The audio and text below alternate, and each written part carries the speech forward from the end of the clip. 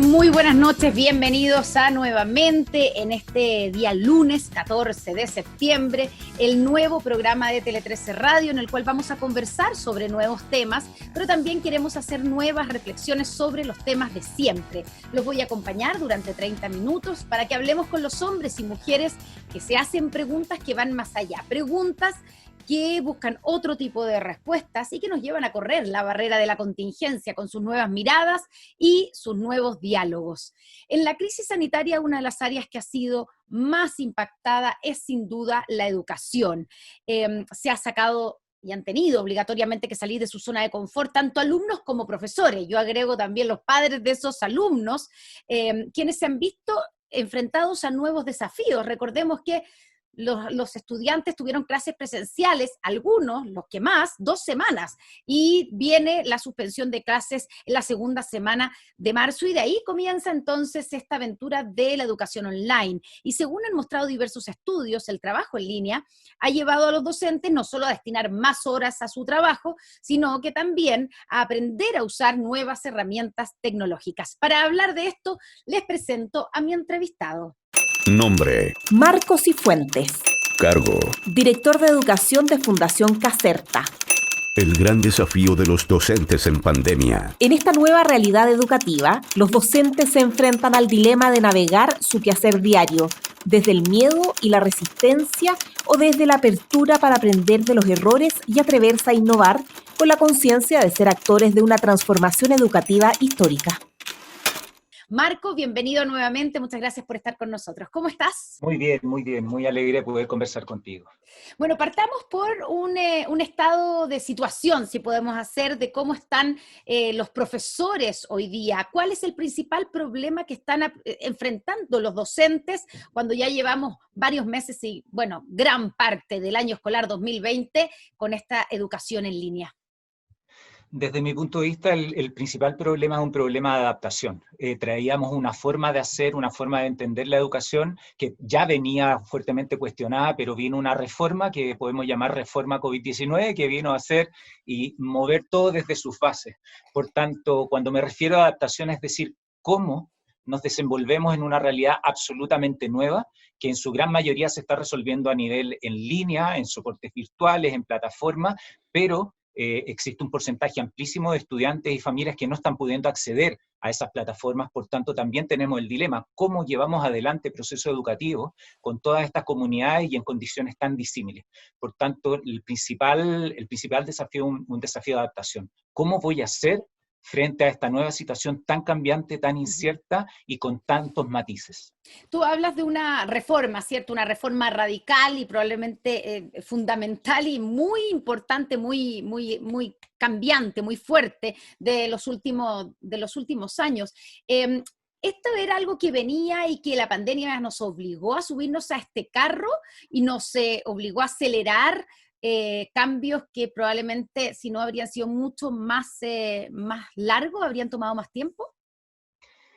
Sin duda el Estoy modelo pensando en la educativo como... digitalización de la educación, o sea, era evidente Sí. que para allá teníamos que ir, pero no nos habíamos subido a ese carro o nos habíamos subido con un pie adentro y otro pie afuera.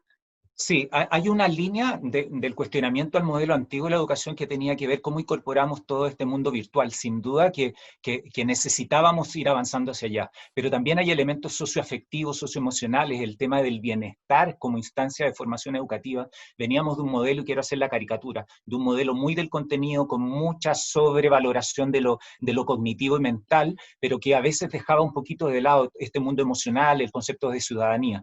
Y sin embargo, esta pandemia nos dice, bueno, distancia social, abandonamos las aulas, abandonamos los establecimientos educativos. Hoy día nuestra sala de clase y nuestra mesa es el computador, el celular y en el mejor de los casos un tablet, y desde aquí construyamos una propuesta.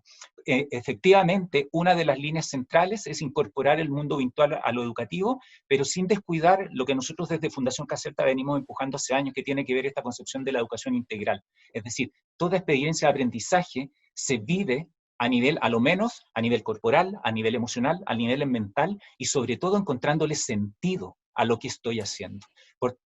¿Y cómo se hace eso, Marco? Esa educación integral a través de un computador, con estudiantes, con niños que no se ven, que no se sienten, o se sienten más o menos, sino que a través de la pantalla. ¿Cómo hace eso un profesor? Wow, esa es Es la mucho más pregunta difícil, me imagino, que central. presencialmente, ¿no? Es la pregunta central y es lo que tiene a muchos profesores muy motivados, Ujú. incorporando técnicas de ludificación y el juego, aplicando estrategias corporales como de estiramiento y respirar, pero hay fenómenos súper interesantes que están contándonos los profesores, que es, por ejemplo, la experiencia de la pantalla oscura. ¿Qué Qué es eso? difícil es para, qué difícil es para los docentes cuando tú tienes desplegado y estás haciendo una clase y tienes 20 cuadritos negros sin tener la posibilidad del contacto visual. Ujú. Porque antes tú estabas en la sala, en las caricaturas haces clase y por lo menos veías al que estaba aburrido, el que estaba molestando, el que estaba mirando para afuera. Pero de alguna manera tienes una retroalimentación. Pero hoy día, si estás hablando o desarrollando una materia y solo tiene cajas oscuras del otro lado, Ujú. es altamente complejo. Y solo en el buen escenario están las cajas oscuras, pero también lo que están reportando muchos docentes es que no saben en qué están y dónde están sus estudiantes. Y eso también resulta ser tremendamente doloroso desde el punto de vista del vínculo. Muy Y, es, complejo. y eso, Marco, tiene que haber también, digamos, y la pandemia ha puesto en evidencia, obviamente, una brecha digital enorme, la desigualdad en todo, en toda clase de Así aspectos, es. pero en este principalmente, ¿cierto? O sea, es muy distinto cuando un estudiante tiene buena conexión y por lo tanto, primero, puede prender su cámara, porque hay veces que o prendo la cámara o escucho la clase, porque Oh, la señal no me da tal para las cual. dos cosas, ¿cierto? O no tengo cámara. Y Mm. puedo, digamos, o tal vez tengo un tablet, como dices tú, o el celular de mi papá, que lo puedo usar un rato. Es muy diferente, me imagino, la experiencia desde el punto de vista del docente también y de lo que puede hacer con un niño versus otro, el que tiene posibilidades, el que tiene los elementos para poder seguir la clase y el que no.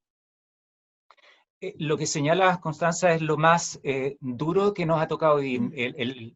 El tema de la desigualdad nos vino y nos reventó en la cara. De hecho, hay un estudio que hace el Ministerio de Educación con el Banco Internacional, que hace una simulación del impacto en dos escenarios, 6 meses confinados y 10 meses confinados. El primer escenario ya pasó.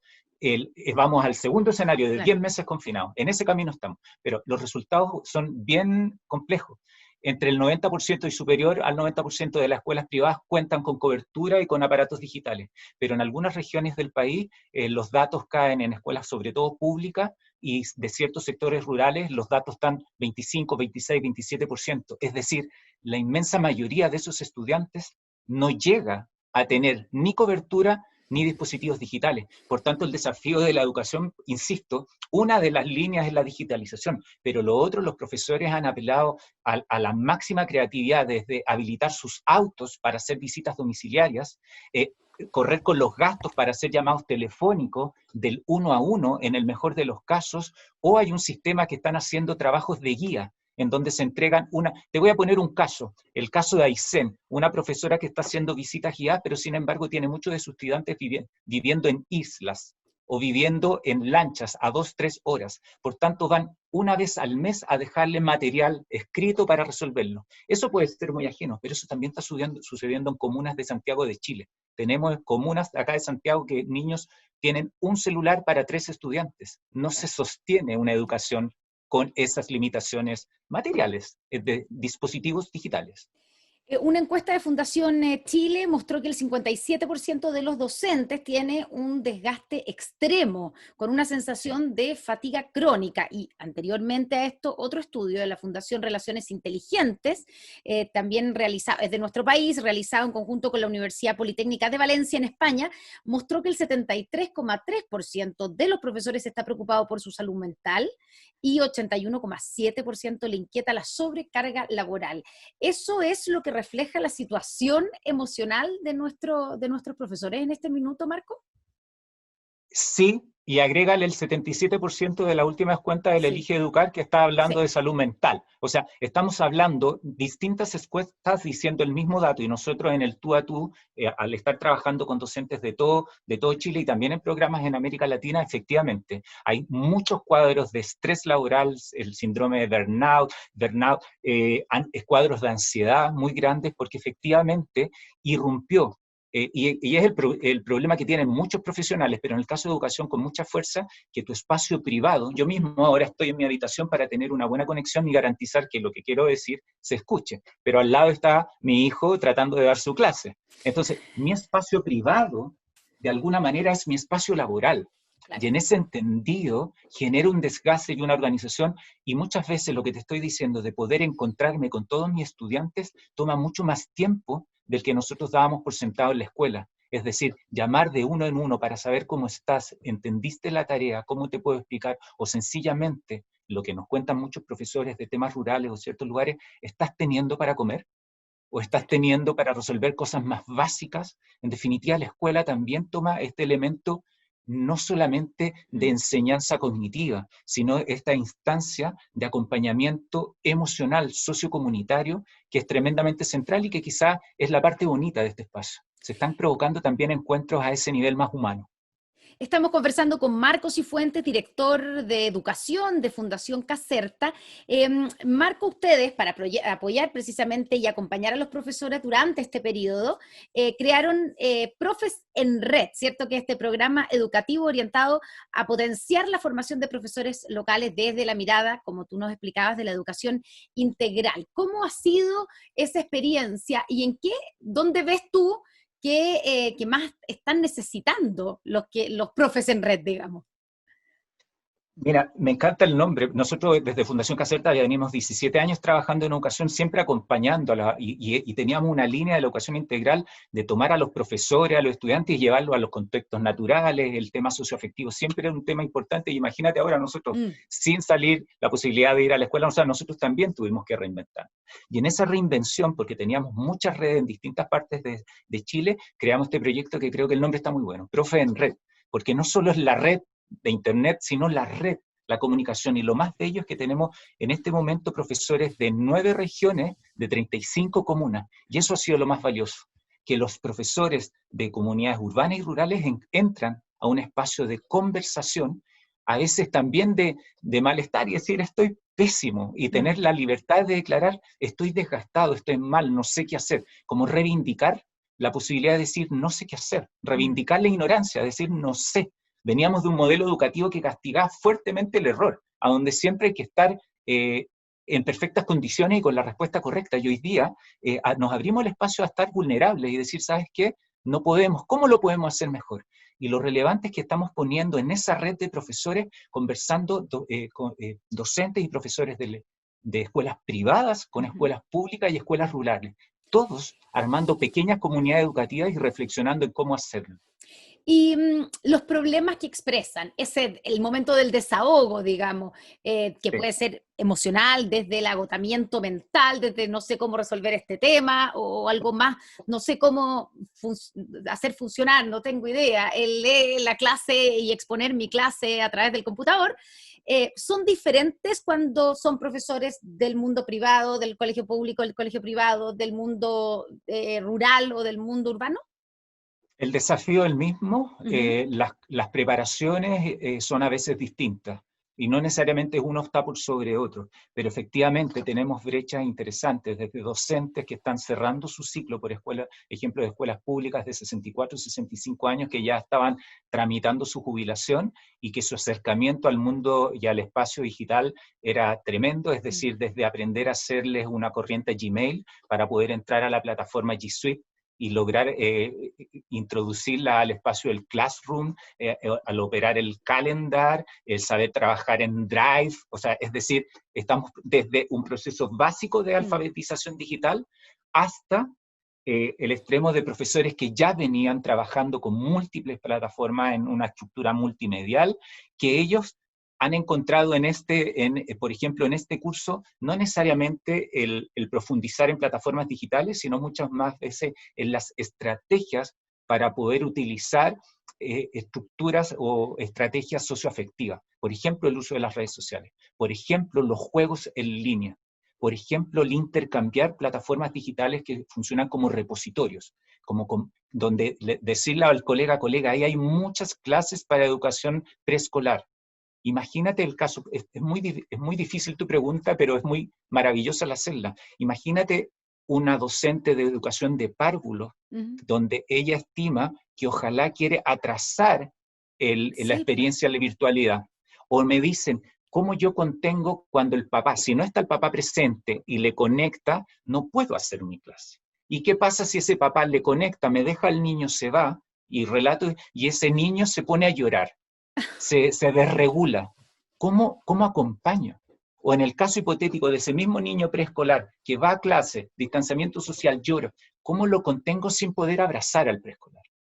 O ponte en el caso que tenemos muchas educadoras diferenciales, ¿cómo llevamos esta educación con niños con síndrome de Down? Claro. ¿Cómo llevamos esta educación con niños con autismo? Ese es el tamaño del desafío. Quiero que hagamos un ejercicio de empatía para una docente de esa es la tarea de esta reforma.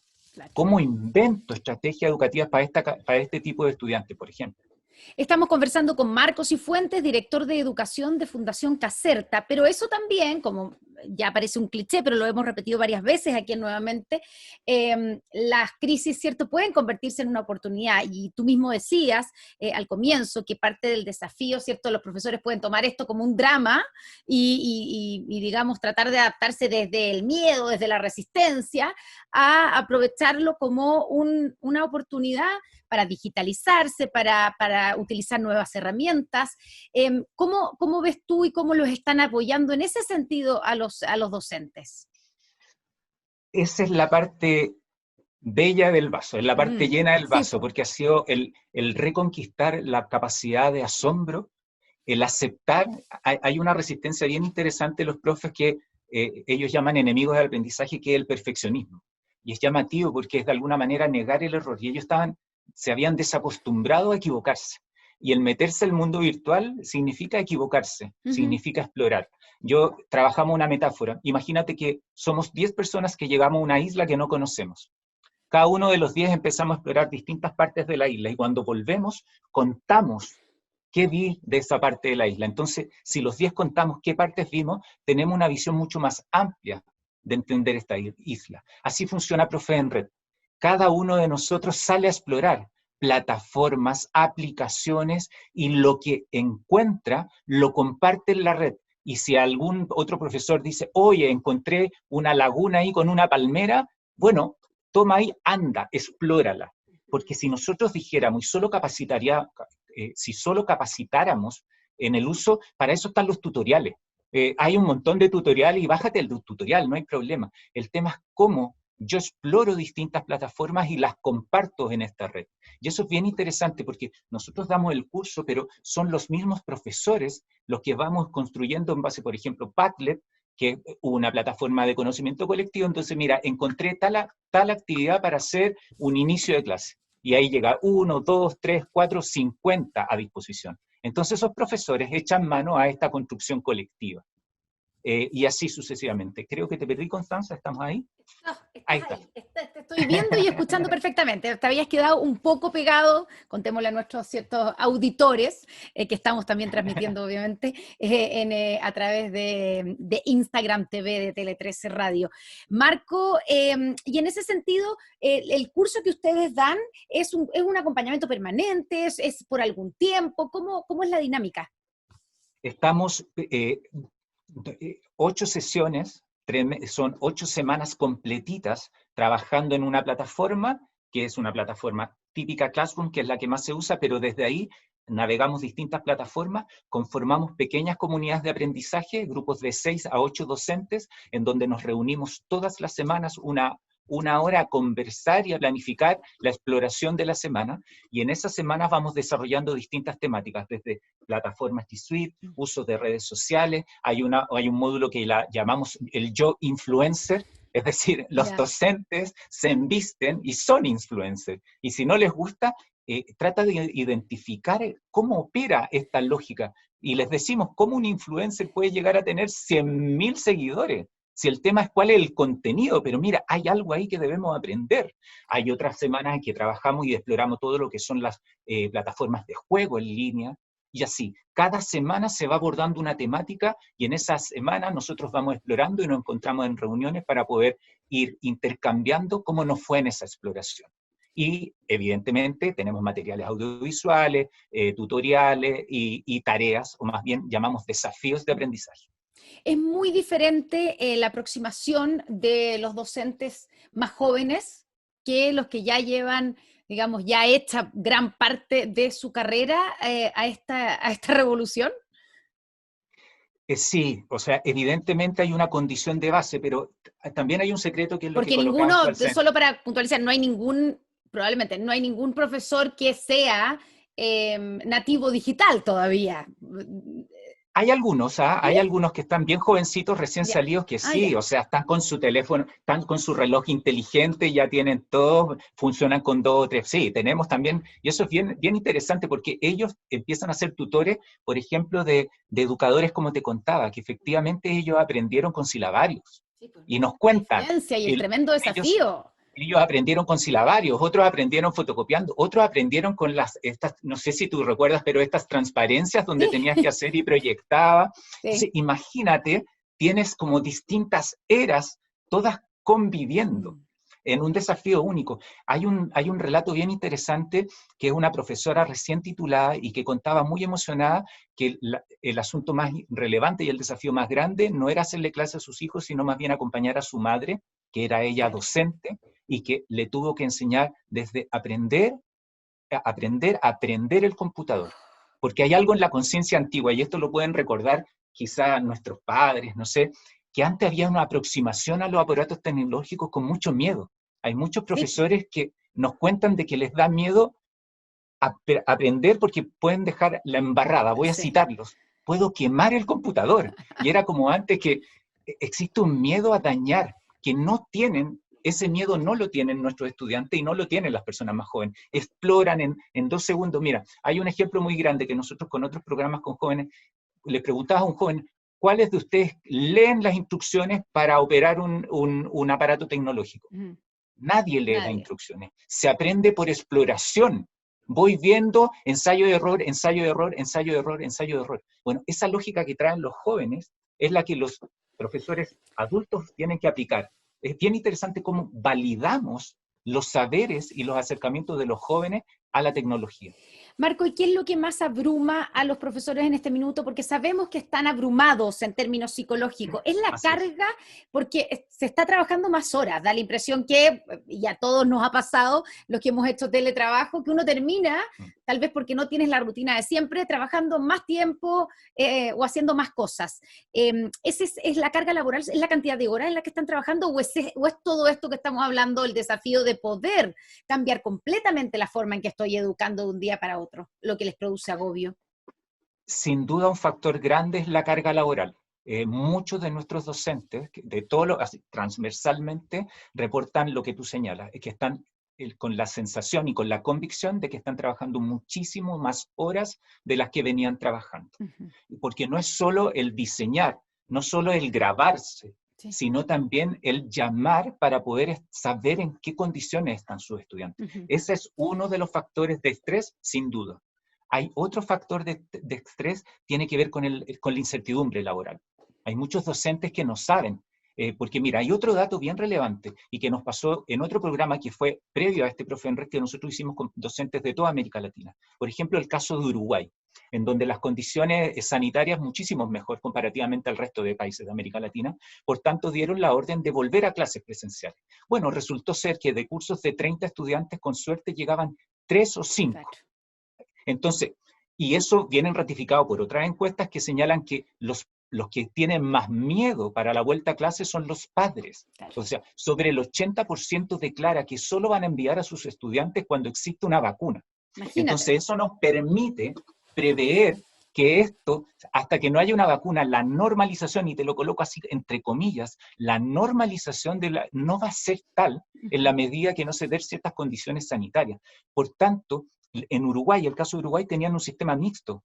iban a hacer clases, pero tenían que volver a sus casas, a sus casas a seguir generando material para los que no llegaban a clase. Por tanto, tenían que hacer clases presenciales y seguir con las Claro. clases O virtuales. sea, la pega es Imagínate lo que doble. significa. La pega es doble o triple. Y hay un factor que es el factor emocional, porque muchos docentes, sobre todo los que están trabajando a nivel público, Constanza, que tiene que ver con que se han dado cuenta que están participando muchos de los niños en comedores comunitarios, que la situación está compleja. Hace muy pocos días tuve una reunión con profesores del sur que señalaban que la prioridad hoy día no era educar, sino garantizar ciertas condiciones de base, es decir, más bien gestionar colaboraciones para que haya comida en las casas de muchos de sus estudiantes. Claro. Y eso afecta profundamente al profesorado, afecta muy en lo interior, porque hay una sensación de frustración de no poder hacer, y a ti te involucra, el docente se involucra, se quieres a sus estudiantes, y cuando ves que tus estudiantes están mal o no sabes cómo están, eso te afecta profundamente. Estamos conversando con Marco Cifuentes, director de Educación de Fundación Caserta. Marco, estamos en plena discusión de qué hacemos con el colegio, ¿cierto? Uno tiene la conversación de, oye, ya estamos a fin de año, ya que al último trimestre, ¿valdrá la pena que los niños vuelvan? O sí, vale la pena, da lo mismo que sea un mes. No tenemos vacuna, no la vamos a tener. ¿Cómo vuelven esos niños a clase? ¿Qué tan importante es versus la seguridad sanitaria, ¿cierto?, de esos niños y de sus familias? ¿Qué crees tú que es relevante o cuán importante es que los niños vuelvan a clases presenciales? Y estoy pensando en diferentes realidades, obviamente, porque yo creo que en esto probablemente tenemos que ser flexibles y analizar zonas del país, si es rural, si es urbana, etcétera. Pero, ¿cuál es tu mirada con lo que has visto, de lo que te cuentan los profesores, de la necesidad de volver a clases presenciales? Me quedo con la última parte de tu idea, que la flexibilidad y que se responda a nivel local. Cualquier solución que intente resolver la vuelta a clases con política o con mirada centralista van condenadas al fracaso. Uh-huh. Absolutamente, porque los escenarios son demasiado diversos. O sea, hasta la semana pasada había por sobre 100 establecimientos educacionales que están pidiendo la vuelta a clase, sí, la vuelta a clase formal al Ministerio de Educación. En ese caso, si en la escuela y su comunidad toda cuidan todos los resguardos y pertenecen a zonas en donde está más que controlado, incluso algunas zonas donde hay casos cero COVID, me parece tremendamente pertinente hacer un approach, una suerte de intento de esta vuelta a clase con todo regularizado desde el distanciamiento, me parece tremendamente válido. Pero eso no puede ser una propuesta a nivel general, porque efectivamente existe mucho miedo. O sea, quienes tienen más miedo, si lo vamos viendo proporcionalmente, son los padres. Pero seguido, cerca del 60%, los docentes están manifestando resistencias y miedos, porque o no se cumplan las condiciones o sencillamente porque hay condiciones de salud de base. Imagínate una docente que tiene una diabetes compleja o que es hipertensa, volver a clase, es un miedo genuino de esa docente. Entrar con sus chiquillos de párvulo y si van a estar asintomáticos. Existe algo que hay que escuchar ahí que es válido y que no puedo forzar yo de manera centralista a decir es que vuelve a clase porque hay que escuchar eso. La respuesta es compleja, yo te diría que se tiene que resolver, como lo dijiste, flexiblemente, responsablemente y viendo el caso a caso.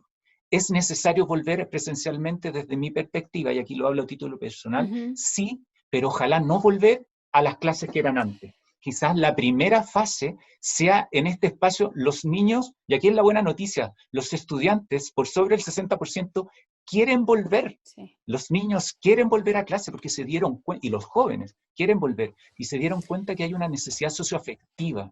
Y quizás esas primeras fases de vuelta sean eso. Hay intentos, y aquí termino con hay intentos que se están haciendo de organización de padres que están saliendo, por ejemplo, aquí a Quebrada de Macul, a ciertos lugares en Santiago, o también en términos rurales que se están juntando familias con sus docentes a hacer instancias en áreas verdes, a recorrer, pero mira, es una experiencia educativa no cognitiva, es una experiencia educativa integral para que se puedan ver, jugar a distancia, explorar o ver algunas otras actividades. Si vamos a volver a clase a lo que hacíamos antes, yo prefiero no volver. ¿Y tú crees que vamos a volver Ok, ¿es posible, digamos, volver a la misma clase de antes? Estoy pensando tanto en términos como formales, de que estén todos los alumnos en la clase a la misma hora, en el mismo contexto, porque lo más probable es que volvamos en un híbrido, ¿cierto? Así Y es. tal vez eso dure, no sé, todo el próximo año, no lo sé. Pero ¿tú crees que ya con este salto que nos obligaron a dar, que les obligaron a dar los profesores, a los estudiantes, a la digitalización, va a ser posible? ¿Va a volver a ser como antes o ya no es posible echar pie atrás? Yo te lo diría así, sería una tragedia volver a lo mismo de antes. Sería una tragedia, sería no aprovechar esta instancia histórica que nos propone.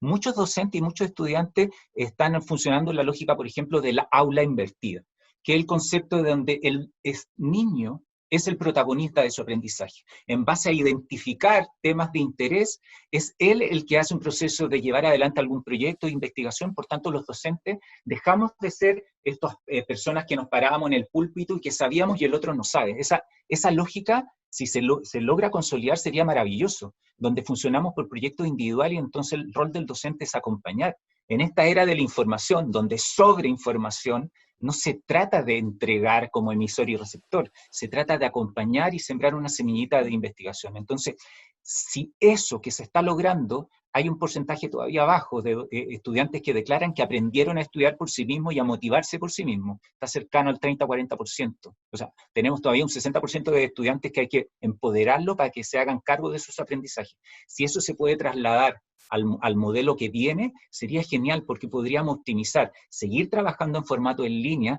y el encuentro en la escuela tenga espacios, por ejemplo, para el recorrer las áreas verdes. Nosotros desde Caserta trabajamos mucho en recuperar los espacios abiertos, los formatos de campamento respecto a espacios educativos, recuperar los espacios de noche como una experiencia educativa. ¿Por qué la escuela solo ocurre de ciertos horarios a ciertos horarios? Esas son cosas que podríamos repensarnos creativamente para poder volver de una manera más creativa.